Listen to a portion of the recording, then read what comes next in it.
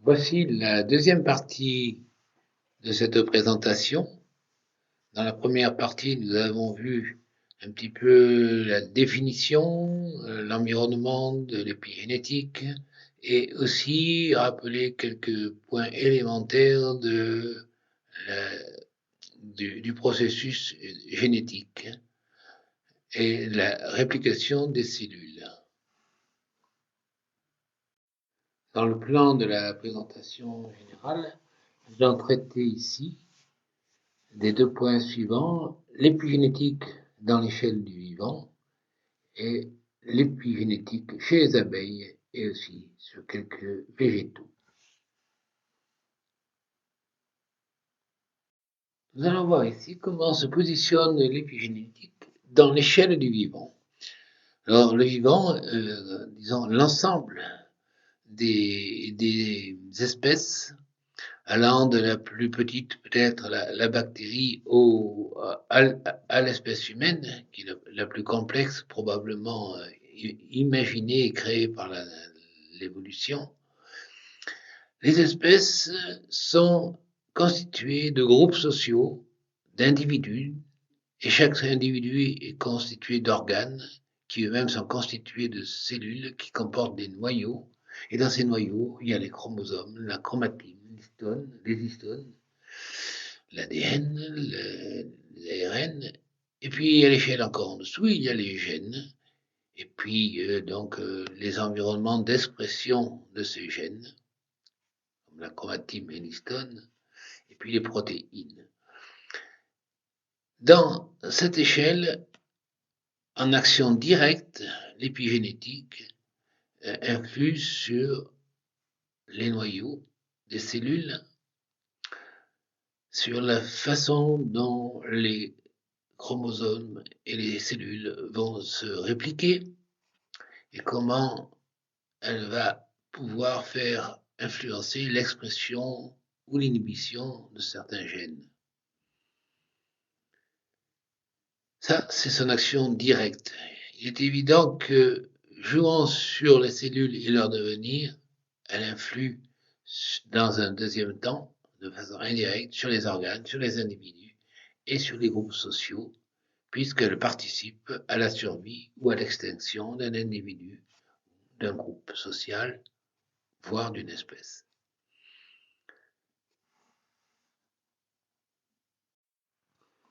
L'épigénétique est donc une interface entre l'environnement et le génotype pour produire un phénotype singularisé. Là, nous avons vu que l'environnement peut agir directement sur le génotype, mais peut aussi passer par les facteurs épigénétiques pour adapter, réduire, détruire ou faire subir au génotype une singularisation à travers l'expression des gènes. Alors ces facteurs sont le climat, la nutrition, les toxines, le stress, la température, etc.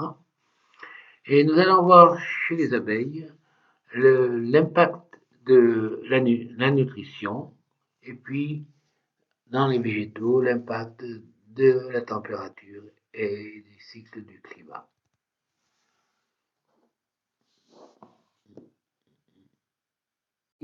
Quels sont les grands principes qui président à l'évolution? On pourrait en retenir trois. Premier principe, c'est cette propension à générer de la biodiversité à tous les étages du vivant. Quelles que soient les espèces, au cœur même des espèces, au cœur même des individus, au niveau des cellules, il y a une force, une énergie à produire de la biodiversité.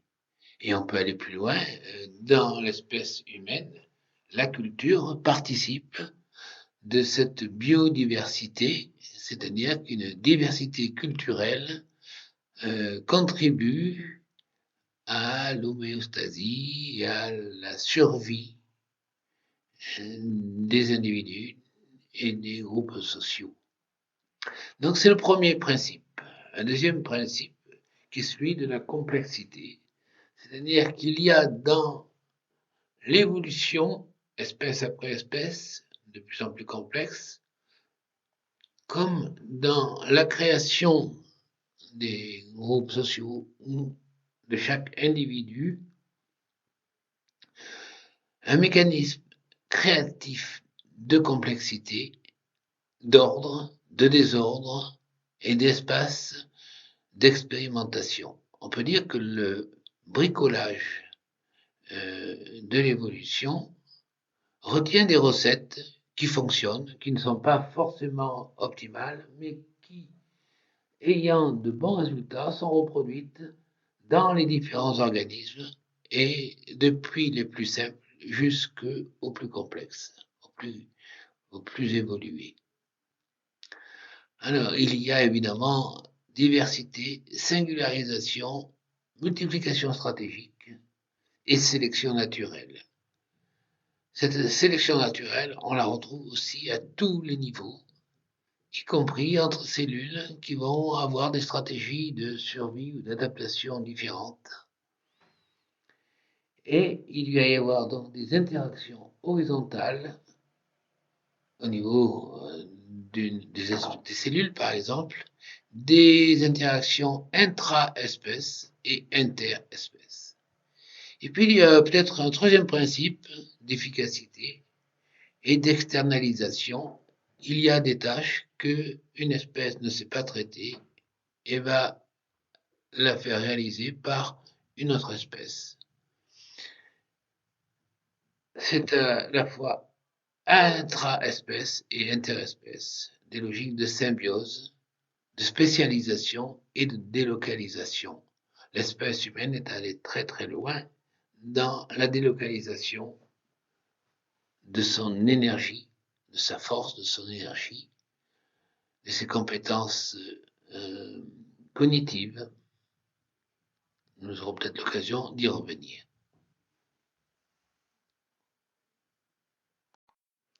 Nous allons maintenant nous focaliser sur l'épigénétique chez les abeilles et traiter d'un point très singulier la différenciation entre la reine et les ouvrières.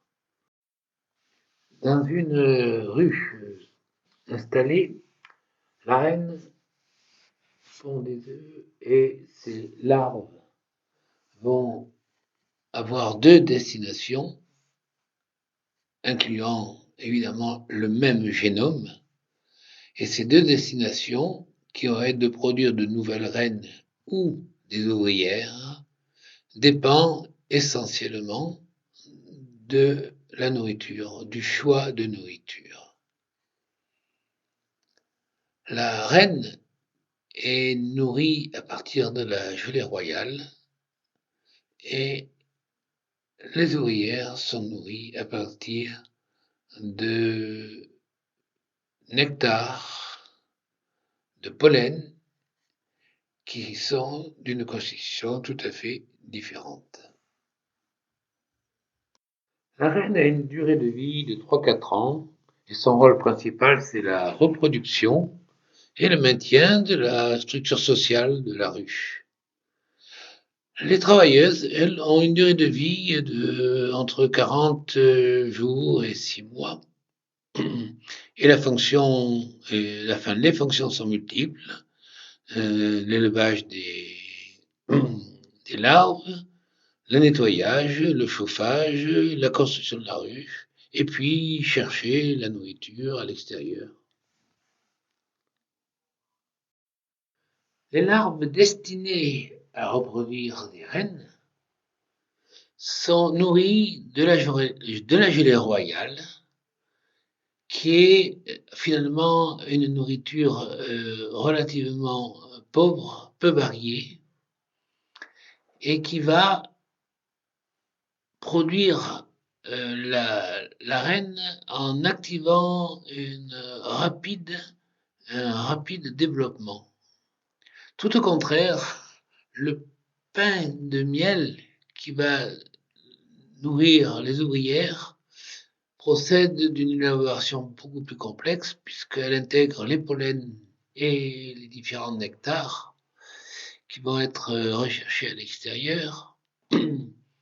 Et suivant l'habitat de la ruche, on peut avoir des pollens très variés, 200, 300 pollens pour réaliser le miel, ou des pollens beaucoup moins variés, de 10 à 15 sortes, dans les environnements agricoles de monoculture. Ce pain de nourriture va induire aussi un développement beaucoup plus lent de l'ouvrière. En fait, l'ouvrière est une dérivée, une délocalisation probablement d'une tâche que, à l'origine de la naissance de cette espèce, les reines devaient faire peut-être beaucoup plus d'activités. Et donc, cette élaboration des ouvrières spécialisées va permettre à la ruche d'avoir un fonctionnement social très élaboré. Certaines protéines, certaines ARN venant de la nourriture, donc externes au génome de la larve, vont venir favoriser l'expression de certains gènes chez les ouvrières. Du côté de la reine, de la génération, de la développement de nouvelles reines, les phéromones de la reine régnant sur la ruche vont aussi avoir un impact assez important. L'impact du type de nourriture est très important sur la spécialisation des ouvrières ou de l'élevage des reines. Seulement, ce n'est qu'une toute petite partie de ce qui se passe dans le vivant et nous n'en connaissons que très peu de paramètres. Nous pouvons vérifier que l'élevage artificiel de rennes lié à la dextérité des apiculteurs rend ces dernières beaucoup moins résilientes. La gelée royale ne suffit pas pour réaliser des rennes. Il faut aussi introduire d'autres paramètres qui ne sont pas encore maîtrisés. Et parmi ces paramètres, il y a le phéromone de la reine qui va réguler la ruche tout au long du cycle, d'abord du cycle des saisons, entre l'été, le printemps, l'hiver et l'automne, mais aussi dans des aspects plus globaux quand la reine a disparu, plus de phéromones, quand la reine est jeune, quand la reine est vieille.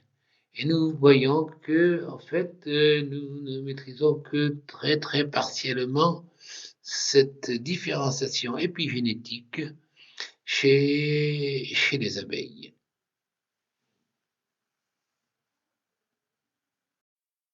Nous allons quitter le domaine des abeilles pour regarder un petit peu ce qui se passe chez les plantes de manière très rapide. Un exemple, c'est l'importance de la température qui fait varier le comportement des plantes via l'épigénétique.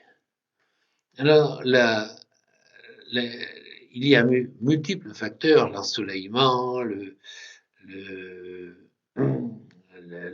vent, donc le climat,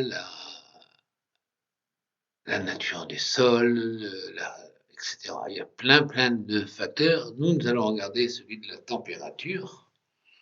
Et dans le cycle de vie de la plante sur l'année, eh bien, il va y avoir des programmations génétiques, mais aussi épigénétiques de la floraison en fonction du climat. Il faut par exemple une période de froid qui va permettre de mémoriser qu'au bout d'un certain temps, la fleur va pouvoir se développer, ça sera le printemps.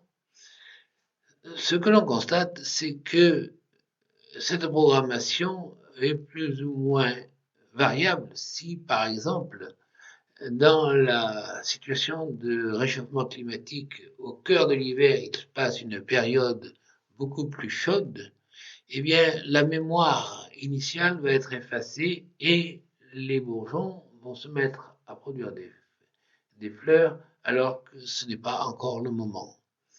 Donc, l'importance de la programmation est mise en question par des dérégulations climatiques et c'est à travers les phénomènes épigénétiques que la plante va modifier son comportement, son développement.